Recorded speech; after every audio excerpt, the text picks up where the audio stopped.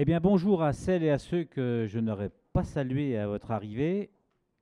Vous m'excuserez, j'espère que vous m'autoriserez à faire ce petit briefing, je dirais, sans la veste. J'ai pris la chemisette et j'ai tombé la veste. Je pense qu'avec la température, on va s'y autoriser, sinon on va pas tenir. Bon, déjà, je vais commencer par des regrets. C'est pas bien parce qu'il ne faut jamais regretter. Mais c'est vrai qu'aujourd'hui, on aurait dû avoir terminé notre intervention puisque on était un convié dès 5h30 ce matin donc à Rungis. J'ai vraiment beaucoup de regrets de ne pas pouvoir, je dirais, avoir fait cette intervention sur le pavillon de Rungis parce que les professionnels étaient là, auraient été présents et malheureusement, ben, ils sont au taf, donc ils ne peuvent pas être nombreux donc, à nous accompagner ce midi et c'est vraiment désolant. En contrepartie, bravo et un grand bravo à toute l'équipe Ferrandi parce que, et puis je dirais à l'équipe d'Adocom et du Com Public qui ont quelques petites relations avec cette belle maison. On est là aussi dans un temple de la cuisine. Hein. Si c'est le pavillon de la volaille est aussi un temple gastronomique. Ici, on est certainement dans la plus belle cuisine de France. Je pense que Guillaume ne va pas me contredire. Et donc, on fait, je dirais, on a été réactif comme savent le faire des petites structures comme les nôtres. Et on a dit, il est hors de question que le Covid nous empêche de faire cette manifestation. On fera la manifestation, mais on l'a fait ici ce midi. Alors, j'excuse aussi deux personnes qui regrettent énormément. Je vais commencer par ma directrice, déjà Marie-Pierre P. Et puis Monsieur Layani, donc le président de Rungis, qui devait intervenir juste après moi. Ils sont tous les deux, retenus personnellement pour des dommages collatéraux de cette petite bête qu'on appelle le Covid. Donc, je peux vous assurer que j'ai surtout Marie-Pierre P qui est vraiment très très déçue de ne pas être parmi nous. Voilà. Donc, qu'est-ce qu'on va voir ce matin? On va essayer de ne pas vous, de pas être trop long tout de même. Donc, les gens qui vont intervenir, donc Stéphane Layani malheureusement ne pourra pas intervenir puisqu'il est absent. Je pense qu'il y avait peut-être un petit film mais qui n'a pas pu être fait entre hier soir et ce matin. Guillaume donc prendra la parole aussitôt que j'aurai présenté notre plan. Et on aura donc des témoignages de deux éleveurs. Chantal Brett, qui est une éleveuse d'oies, je dirais espèce en disparition, pas Chantal, les oies bien évidemment. Et Jean-Baptiste, donc, qui est un éleveur de canards. Donc Chantal est dans les Landes et Jean-Baptiste est dans l'autre pays du foie gras, puisqu'il est dans la région de l'Ouest, en Deux-Sèvres. Il est toujours en Aquitaine, en Nouvelle-Aquitaine, mais il est plus près de la Vendée que de la Nouvelle-Aquitaine. Mathieu, donc, au niveau de la communication chez nous, vous brossera un petit peu tout ce que l'on fait, tout ce que l'on va faire en com pour cette fin d'année 2020.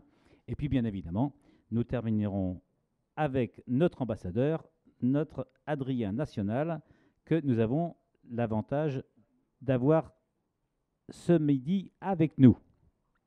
Alors, donc, au niveau du programme, donc, la filière foie gras, donc, rapidement, quelques slides, je vais vous la présenter. Tout ce qui est la partie foie gras, magret, confit, ce patrimoine de la gastronomie française, donc on en dira deux mots.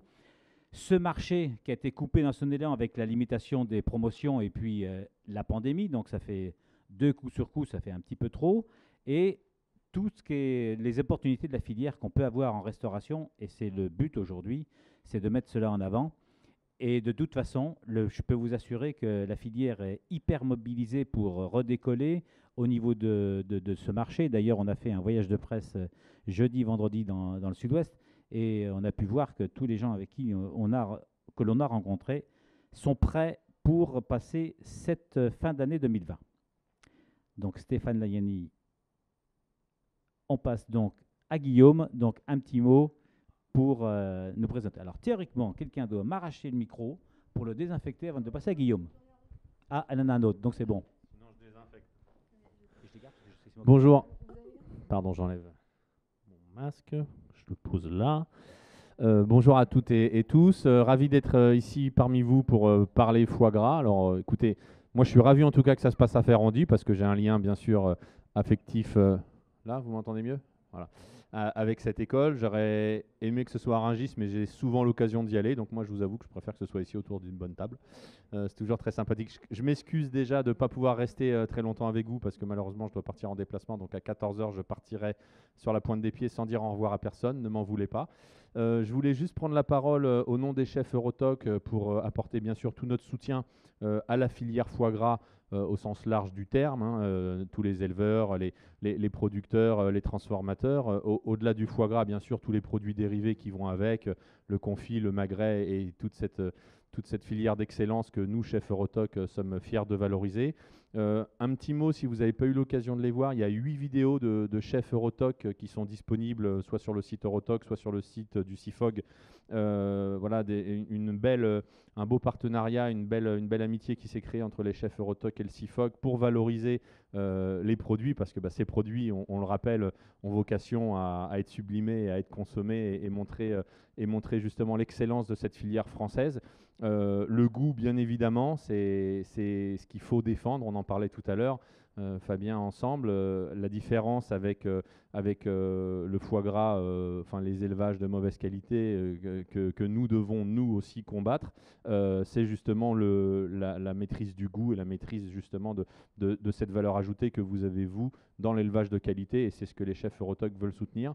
Je vais être très rapide. Rapidement, pour vous expliquer qu'Eurotoc s'engage, vous savez qu'Eurotoc a vocation à avoir porte ouverte et à la Commission et au Parlement européen sur tout ce qui est décision justement des lois qui vont tous nous concerner, notamment sur la consommation et sur l'alimentation. Et Eurotoc a décidé il y a maintenant plusieurs mois, en travaillant avec nos partenaires européens, de porter à la Commission et au Parlement une pétition qui va être lancée très très rapidement. Lundi, merci. Voilà, donc c'est vraiment très rapide. Vous voyez, c'est lundi. On y travaille, je vous dis, depuis plusieurs mois sur la défense de l'élevage et de notre modèle de viande pour aller justement comprendre et se positionner contre toute cette viande industrielle. Je cherche le mot. Toute cette viande cellulaire, voilà, issue de cellules souches en laboratoire. Non pas, une fois de plus, nous devons défendre le goût. Donc on ne doute pas que les chercheurs arrivent à nous faire une viande en laboratoire qui ait du goût, mais en tout cas, ça va à l'encontre de ce que nous, on veut défendre, à savoir un modèle d'élevage qui défend l'environnement, un modèle d'élevage qui soit plus social, sociétal et environnemental. Et c'est en tout cas ce que veut préserver les chefs Eurotoc au travers de cette pétition. Donc je vous invite dès lundi à regarder tout ça. Et voilà, maintenant, je ne sais pas à qui je dois passer la parole. Je vous redonne la parole. Merci beaucoup.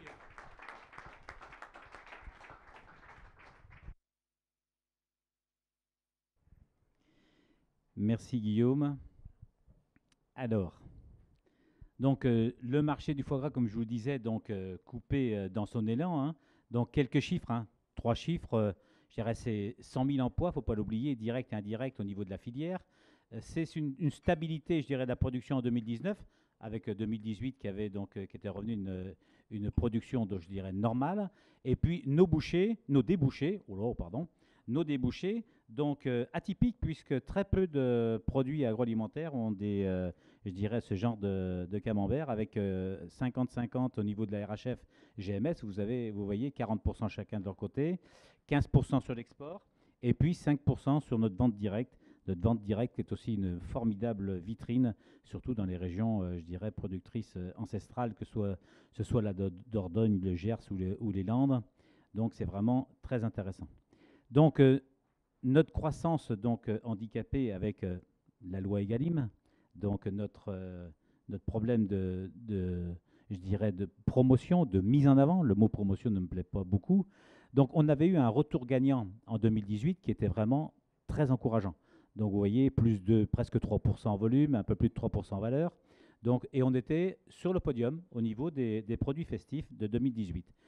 2019, j'allais dire quelque part, moi j'étais un peu étonné puisqu'on avait eu un coup de semonce à Pâques, avec un Pâques qui avait fait moins 20%.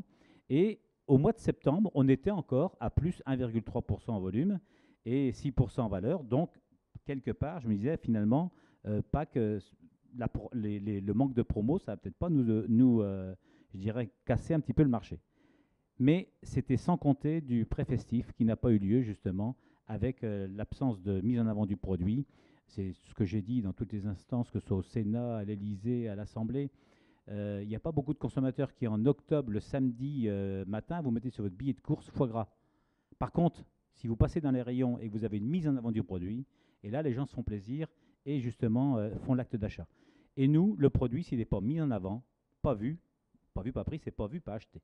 Donc, ça nous a donc énormément fait défaut, puisque, deux chiffres, hein, octobre, moins 44%, novembre, moins 33%, ce qui fait qu'on finit une saison à moins 11,4% en volume, et le même chiffre en valeur, quelque chose de catastrophique, de pas vu. J'irai de mémoire, ça fait plus de 30 ans que je suis dans le métier, je n'avais jamais vu des chiffres aussi catastrophiques, donc pour une saison. Mais je dirais l'étincelle et la lumière qui nous est venue donc à Noël et au jour de l'an, mais que 2 jours dans l'année, ça fait un petit peu juste, c'est qu'on se rend compte que de toute façon, au moment où arrive le moment festif de Noël et du jour de l'an, les consommateurs sont présents. Et on voit que sur la semaine du Nouvel An de Noël, on fait plus 9% en volume, plus 5 en valeur. Et au Nouvel An, on faisait plus 31 et plus 21. Mais malheureusement, c'était trop tard puisqu'on avait pris notre douche froide, entre guillemets, en octobre et novembre. Début 2020, bon ça, malheureusement, j'ai dire un nouveau coup de frein. Le confinement, il n'y a pas que le foie gras qui a été, et c'est ce que j'ai dit à certains de mes collègues qu'on a pu soutenir au niveau des interprofessions de d'autres métiers. Je dirais, à Pâques, c'est quand même pas, on n'est pas de l'agneau, on n'est pas d'autres produits, on a quand même été moins touchés. Mais quand même, nous, on a eu ce phénomène qui perdure toujours, c'est cette disparition de 60% de nos débouchés pendant tout le confinement. C'est les 40% de la partie donc RHF, RHD, les 15% de la restauration, et puis tous nos petits producteurs qui sont vus donc stopper avec tous les marchés qui étaient annulés les uns derrière les autres. Donc ce 40% du marché du foie gras au niveau du confinement, donc au niveau de la partie RHF, RHD, aujourd'hui on le traîne encore, on le voit très bien, toutes les nouvelles mesures qui viennent les unes derrière les autres, les manifestations qui s'annulent. À chaque fois, donc, on est un produit, que ce soit le foie gras, mais les autres produits, comme l'a dit Guillaume, le magret, le confit, on est des produits, je dirais, où on se retrouve. À chaque fois qu'il y a une manifestation, souvent, il y a un produit du canard dans la manifestation. Et aujourd'hui, à chaque fois qu'il y a une manifestation qui tombe, qui s'arrête, c'est nos produits qui sont plus sur la table. Donc, tout produit confondu, hein, c'est environ 30% de moins en termes de chiffre d'affaires depuis le début de l'année. Voilà pour la partie éco. Je vais passer la main à Mathieu pour nous parler de la partie communication. Tu prends l'autre micro. Bonjour à tous.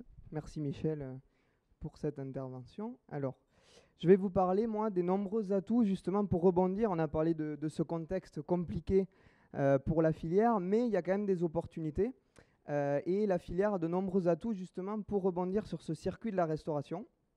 Donc, le premier atout qu'on a, c'est la perception des Français sur nos produits, les produits phares, le foie gras, le magret et le confit. Donc, quelques chiffres qui sont issus de l'étude CSA qu'on mène chaque année. 92% des Français consomment du foie gras, c'est un bel atout.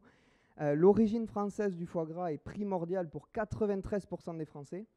Le magret, ben c'est pareil, c'est toute l'année. 65% des Français estiment que le magret se consomme à toutes les saisons. Et c'est un atout gourmandise, nutrition. À 91%, c'est du plaisir. À 86% des multiples recettes et à 83% des qualités nutritionnelles. Donc en fait, le canard gras dans son ensemble, et l'oie bien sûr, on voit quand on étudie en fait la consommation, on voit que, eh bien, elle est de plus en plus responsable. C'est le moins mais mieux, c'est le flexitarisme.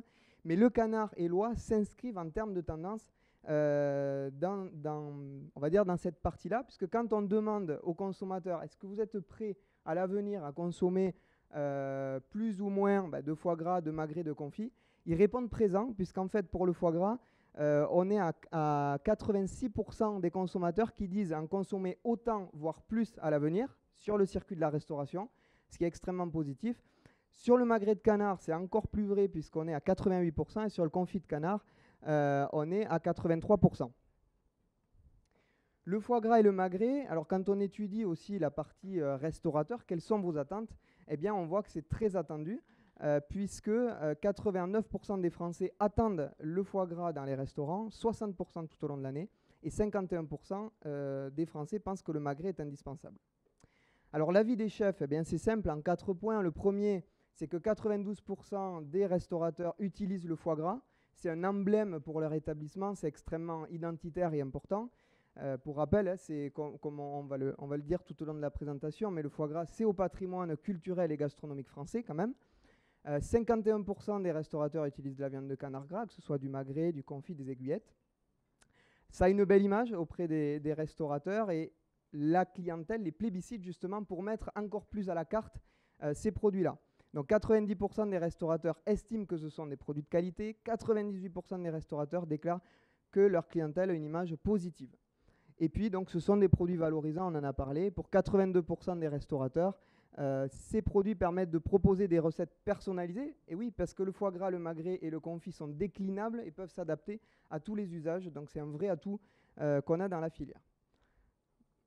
Donc les principaux critères d'achat des restaurateurs, en un, c'est l'origine géographique, qu'elle soit France ou qu'elle soit IGP, canard à foie gras du Sud-Ouest, c'est le critère numéro 1 d'achat des restaurateurs et qui le plébiscite de plus en plus. Le deuxième, la fraîcheur du produit à 58% et le prix à 53%. Donc il y a quand même à retenir, c'est que l'origine est un prérequis lors du choix, puisque 8 opérateurs sur 10 la mentionnent comme critère d'achat. Donc en fait, en résumé, à travers une longue étude qu'on a menée au sein du CIFOG, on s'aperçoit qu'il y a 3 axes et 3 opportunités. Un, c'est que le canard est tendance et inspirant, et ça, il va falloir le valoriser. Le canard, il peut s'adapter sur des planches de charcuterie, il peut s'adapter pour des brunchs, il peut s'adapter pour la street food, il peut s'adapter dans de multiples usages, et ça, c'est une vraie opportunité. Le deuxième, c'est que le canard a de multiples atouts. Le canard gras a les qualités nutritionnelles de la volaille et une qualité organoleptique semblable à la viande rouge. Donc ça, c'est extrêmement important. On est vraiment dans cette tendance-là. Et troisième point, c'est que le canard a tout à montrer. Quand je dis le canard, c'est la filière, bien sûr. Et là, il va falloir informer, expliquer, faire de la pédagogie. Et là, c'est tout le sens qu'on va donner aux journées du patrimoine, ouvrir nos fermes et expliquer aux consommateurs qu'il y a quand même un certain nombre de femmes et d'hommes qui travaillent bien et qui sont soucieux justement de cette éthique pour répondre aux attentes des consommateurs. Donc je vais redonner la parole à Michel pour la mobilisation. Merci Mathieu.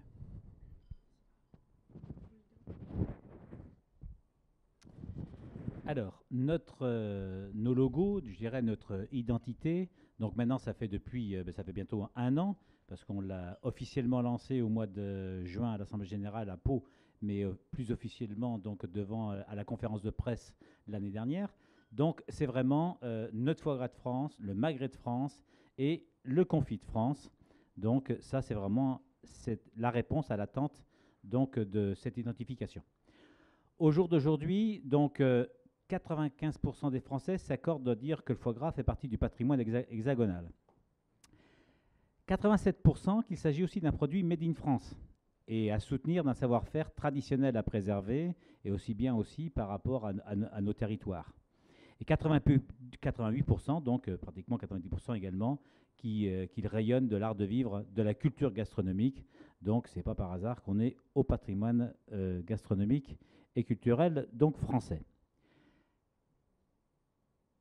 Qu'est-ce que c'est que notre déclinaison, je dirais aussi bien sur nos trois logos?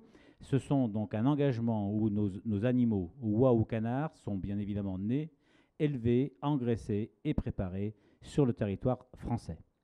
C'est une démarche transverse aux 3 produits et on a un logo unique donc pour aussi bien le canard et l'oie, on le voit hein, dans la petite carte de France, on a l'oie qui surveille de près le petit canard.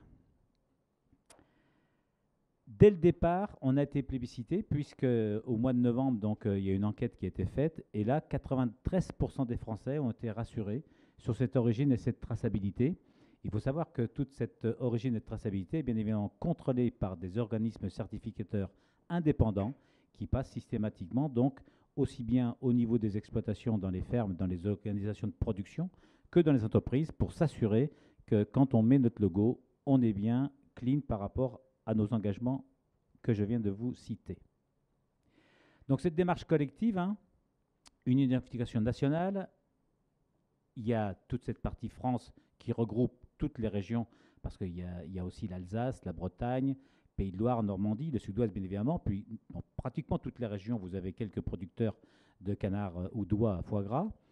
Un niveau d'identification, lui, qui est régional et qui est ancestral presque, c'est la partie donc IGP, donc le canard à foie gras du Sud-Ouest, qui se décline aussi selon les départements, avec le Gers, le Périgord, le Quercy, la Gascogne, et puis bien évidemment le label rouge, qui lui est là, je dirais, l'estampille officielle de cette qualité, je dirais, qui trône chez nous et dans bien d'autres produits au niveau alimentaire.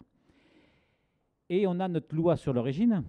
Notre loi sur l'origine, là je vais m'adresser plutôt à nos parlementaires, parce qu'on se bat depuis un petit moment, parce que vous voyez, toute l'identification de l'origine est obligatoire sur toutes les viandes, y compris les viandes de volaille, sauf les abats.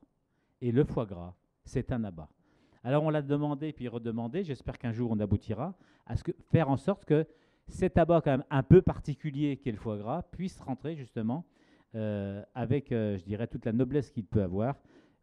Il est anormal que ce ne soit pas obligatoire d'identifier donc le foie gras comme on peut le faire par contre sur le magret et les autres pièces de viande. Donc je réitère ma demande, ça fait 1 an que je le dis haut et fort, mettez-nous le foie gras en exception, mais mettez-nous notre foie gras dans cette loi. Il faut absolument que début 2021, tous les foie gras soient identifiés. C'est noté? Tu en as 2 à table. Puis il y en a 2 autres qui vont venir, Guillaume. Donc je compte sur toi. Et puis merci, un grand merci aux chefs qui, dès le départ, dès le mois d'octobre, ils étaient 8 associations. Vous avez entendu Guillaume tout à l'heure, mais il n'y a pas que Rotoc. Hein. Il y a donc les 8 associations, donc que ce soit les cuisines de la République, Rotoc bien évidemment, les maîtres restaurateurs, les TOC françaises, les collectionneurs, les maîtres cuisiniers de France, le GNI, l'Académie culinaire de France. Ces gens-là, dès le début, ont été à notre côté. C'est comme la signature de près de 10 000 chefs qui disent oui, nous on s'engagera à tracer notre produit sur nos tables. Et on les remerciera jamais assez, parce qu'il faut savoir que nos chefs, ils ont une particularité, c'est qu'ils ont cette défense de notre produit sur notre territoire, et ce sont des ambassadeurs incontournables et indétrônables dans le monde entier. Dans le monde entier, qui parle de notre produit? Les chefs. Merci encore. Donc, les opérations inédites, telles que les journées du patrimoine, donc les éleveurs nous ouvrent leurs portes, hein. Donc c'est samedi et dimanche. L'objectif, c'est quoi? C'est pas pour répondre, je dirais, de l'actualité, on y avait déjà pensé depuis pratiquement une petite année, c'est de se dire, il faut que l'on fasse voir ce que l'on fait et comment est-ce que l'on fait notre foie gras. Donc on y est, 19 et 20 septembre, on a tremblé jusqu'au bout, je pense que maintenant c'est bon, parce qu'on a entendu par-ci, par-là, mais on n'a pas de ferme à vous visiter à Bordeaux, par exemple, donc où les journées de patrimoine sont interdites. Donc, dans nos campagnes, elles seront toujours d'actualité. Donc, on invite les consommateurs à venir voir comment les éleveurs travaillent et de la manière dont ils travaillent. Pour, j'allais dire, quelque part, à partir du moment où vous ne cachez pas les choses, les explications sont beaucoup plus faciles. Donc, juste un petit mot, et je vais donner la parole, je vais dire honneur aux dames. Je vais demander à Chantal et puis après à Jean-Baptiste de dire un petit peu qu'est-ce qu'ils vont faire samedi et dimanche. Donc si quelqu'un veut bien apporter un micro à Chantal, là-bas, qui va se lever à sa table, tu vas pouvoir rester et nous expliquer ce que tu vas faire, Chantal. Alors bonjour à tous, alors Chantal Brett, moi je viens d'un village qui s'appelle Montaut, qui est dans le sud du département des Landes. Ça s'entend un peu, il paraît. Bon. Voilà, donc je suis agricultrice dans ce village avec ma sœur sur une exploitation familiale de 70 hectares. Je travaille donc avec elle et on a un jeune collaborateur qu'on se partage 2 jours par semaine, nous, avec 2 autres agriculteurs. Voilà, donc sur cette exploitation, on a 70 hectares de terre. On garde 200 tonnes de maïs pour l'alimentation de nos animaux. Et on fait également 6 hectares de céréales à paille pour la litière de nos animaux. Alors moi, les journées du patrimoine, pourquoi j'ai décidé d'y participer? D'abord parce que c'est une belle initiative. Hein. Moi, Michel, il ne m'a pas trop laissé le choix. Il m'a dit, Chantal, tu fais? J'écoute, le président du CIFOC. Non, sans blaguer, je suis très contente de le faire. Deuxième chose, pourquoi j'y participe? Parce que, alors moi je viens du département des Landes, en plus je suis une Chalossaise, la région des Landes, où on est très attaché quand même aux traditions, au patrimoine, au terroir. Voilà, donc c'est quelque chose qui me tenait à cœur. Et troisième point, c'est que je suis éleveuse d'oies. Alors c'est quand même, pour le foie gras, même si aujourd'hui on ne représente plus grand-chose, c'est quand même l'origine. Voilà, le foie d'oie, on peut dire que voilà, c'est quand même le début. Si on connaît l'histoire avec les Égyptiens, on ne va pas la faire, mais voilà. Donc je suis une des dernières productrices d'oies du département. Donc samedi, les gens qui viendront sur mon exploitation, ils vont venir voir des oies reproductrices. Donc, malheureusement, je peux dire aujourd'hui, après les 2 épisodes d'influenza aviaire, j'ai chez moi le dernier troupeau d'oies reproductrices désaisonnées du département des Landes. Donc, je peux vous dire que je les bichonne quand même, j'en prends soin. C'est une sacrée responsabilité. Donc, ils verront ces oies qui sont en fin de ponte aujourd'hui et ils pourront voir mon atelier d'oies pour l'engraissement qui auront aujourd'hui 8 semaines. Donc, ils seront dans un parcours, alors herbeux, on va dire qu'avec l'été qu'on a eu, l'herbe est quand même un petit peu grillée, mais elles ont, puisqu'à 8 semaines, elles font leur vie, elles vont entre un bâtiment où elles peuvent s'abriter et le parcours où elles peuvent se promener. Et elles ont la chance quand même d'avoir beaucoup d'arbres et dont un figuier. Voilà, donc ceux qui peuvent venir chez moi, ils verront les oies sous un figuier et elles mangent les figues qui tombent de ce figuier en ce moment. Voilà, donc j'accueillerai, je serai ravie d'accueillir donc dans mon exploitation samedi les gens qui voudront voir encore des oies. Voilà, merci. Merci Chantal.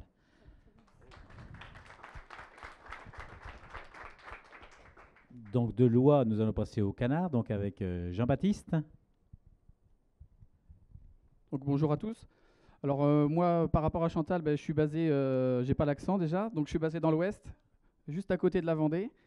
Donc moi, l'exploitation, c'est une exploitation familiale. Donc je suis éleveur, je fais la partie élevage et l'engraissement aussi des canards. L'exploitation, donc c'était mon père avant, depuis 91, il y a du canard. Et moi, je suis installé déjà depuis 17 ans avec la partie engraissement. Donc aujourd'hui, j'ai un salarié sur l'exploitation à plein temps. Je suis très fier et très heureux de participer à ces premières journées du patrimoine. C'est vraiment pour moi quelque chose aujourd'hui hyper important d'ouvrir nos exploitations. On voit trop d'images passer, il y en a marre. Notre métier, on le connaît, on le fait très très bien. Nos canards, ils sont dehors et ils ont les images, on en a marre, quoi. Moi, je suis vraiment très heureux de les montrer. Alors, ce week-end, ça va être visite complète de l'atelier, de l'atelier élevage, de la partie engraissement, un peu moins, parce que faire visiter une centaine de personnes dans la partie engraissement, c'est un peu plus compliqué, mais on a réalisé une petite vidéo pour montrer ce qui s'y passe. Et puis, bien sûr, il y aura une petite dégustation à la fin de la visite, et c'est tout à fait normal. Merci Jean-Baptiste. Et je vais repasser la main à Mathieu.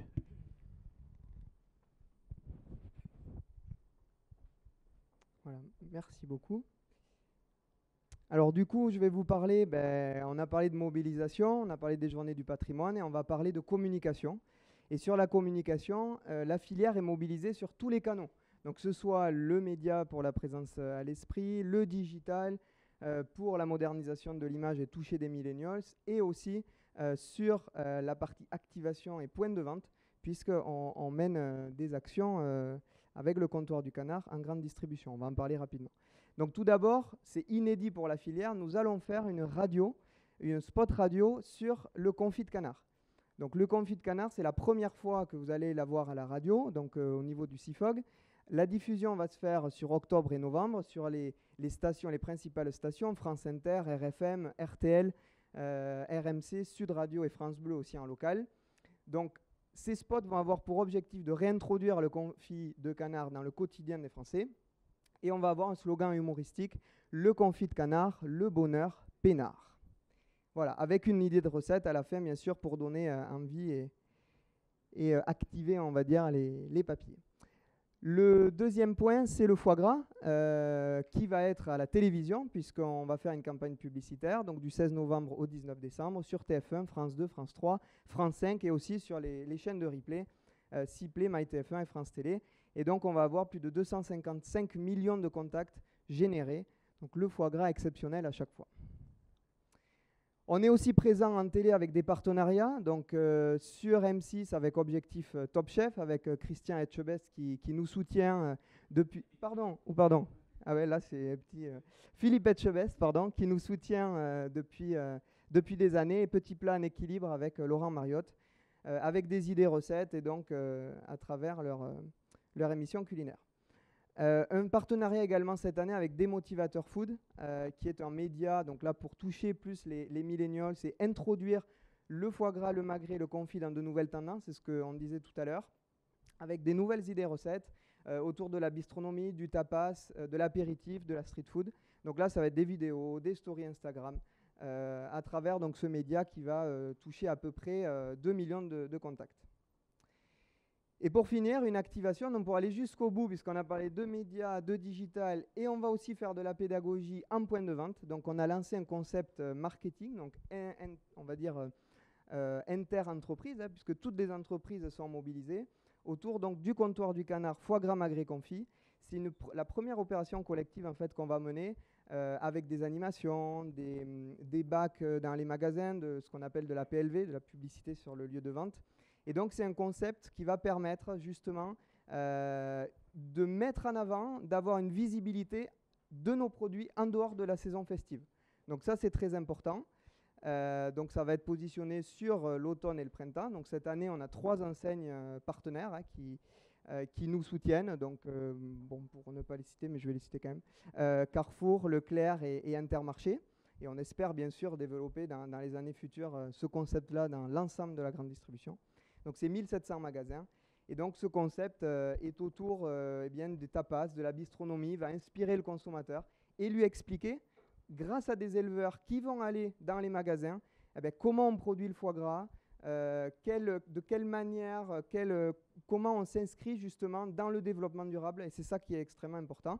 Et après, des relais sur les réseaux sociaux, sans oublier bien sûr des jeux concours, etc. etc. Donc c'est vraiment un concept 360 et très complet. Et pour finir, c'est ce qui vous intéresse le plus, c'est la mobilisation de la filière foie gras auprès des chefs. Et ça, c'est extrêmement important.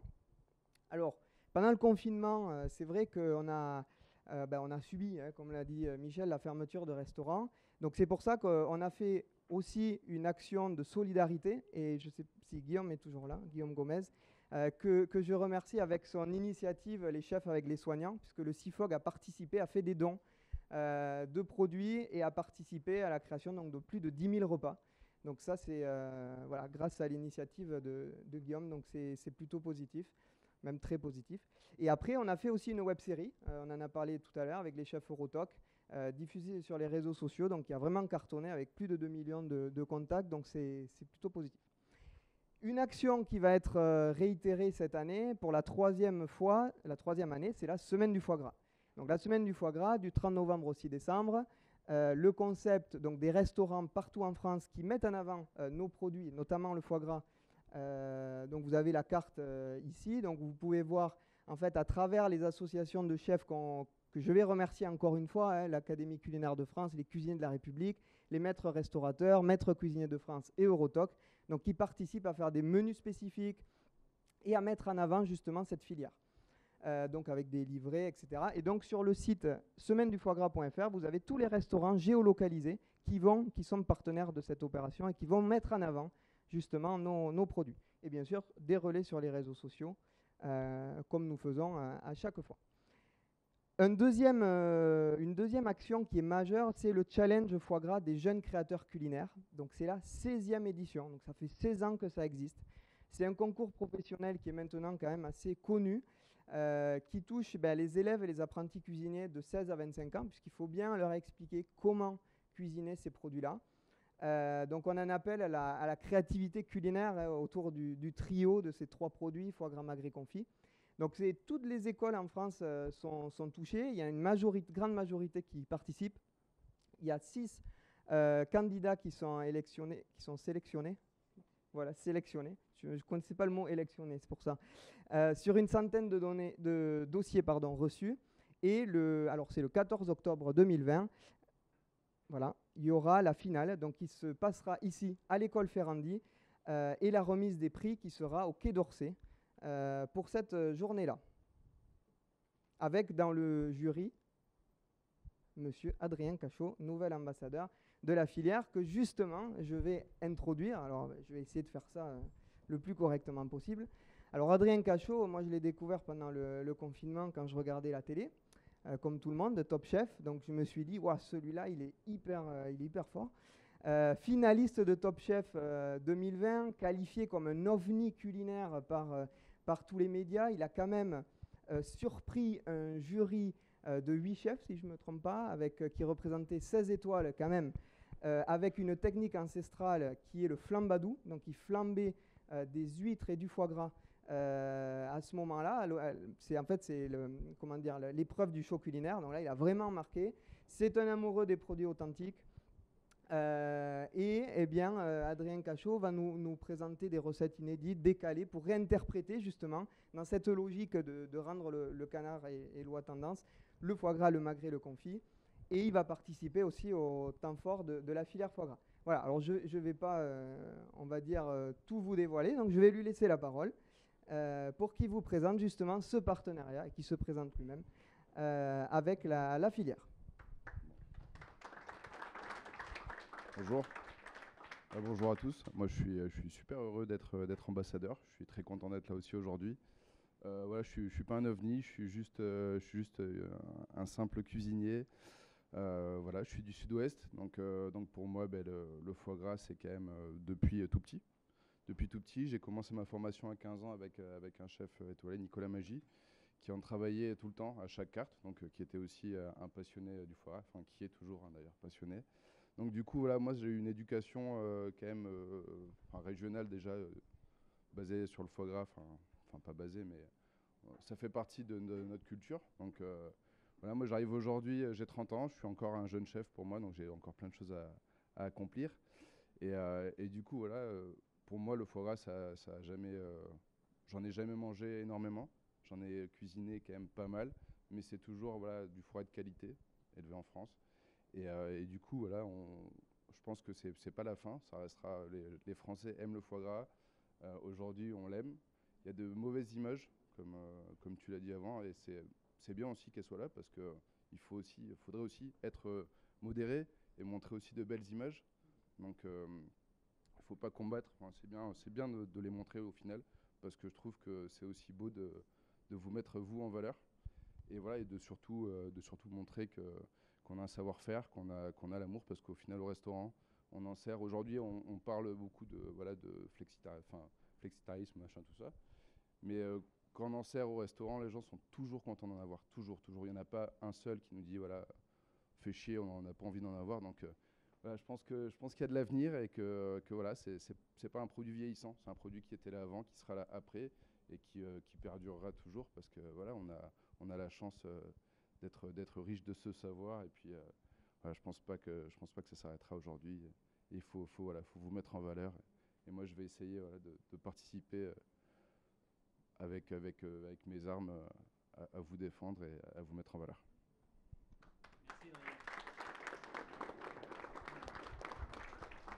Merci Adrien. Arnaud m'avait dit 13h à table, 12h55, c'est bon. En bref, ce qu'il faut retenir de cette petite exposé de ce matin, c'est justement, Adrien vient de le dire, c'est le savoir-faire français exemplaire donc au niveau du patrimoine culturel et gastronomique français. C'est nos 3 produits emblématiques, hein, on le répète, foie gras, magret, confit de la gastronomie française. Une croissance du marché, vous l'avez compris, qui a été coupée dans son élan par la limitation promotion, les limitations de mise en avant surtout, et le confinement malheureusement. Par contre, on a des professionnels qui sont optimistes sur la reprise du marché. Vous avez entendu que 2 témoignages, mais je peux vous assurer que dans la campagne, les gens sont prêts et y croient, notre produit. On a, j'allais dire, il faut rester positif. Dans on est quand même dans une période de crise, on va dire. On a connu d'autres périodes de crise. Et en règle générale, le Français qui est un bon épicurien, en fin d'année, même en pleine crise, il se fait plaisir. Et il va se faire plaisir, on en est sûr, autour de nos produits. Donc, une filière qui est mobilisée, comme je vous le disais, notre déploiement des logos collectifs qu'il faut qu'on ait partout et bien évidemment sur le foie gras également, que ce soit rendu obligatoire dès le début 2021 comme sur toutes les viandes. Et puis, on a toutes ces actions d'information que notre ami Mathieu nous a présentés, qui sont quand même du beau travail au niveau de notre petite équipe de l'interprofession. Donc, prochain grand rendez-vous inédit, hein, on vous l'a dit, c'est samedi, dimanche. Il n'y a pas beaucoup de fermes autour de Paris, j'en conviens, mais vous êtes nombreux quand même à ne pas vivre au niveau de cette grande ville qui est Paris. Donc, quand vous êtes rentré dans votre, je dirais, dans vos locaux, au niveau de vos élus, dans toutes nos belles régions, il y en aura certainement une où vous pourrez donc aller visiter.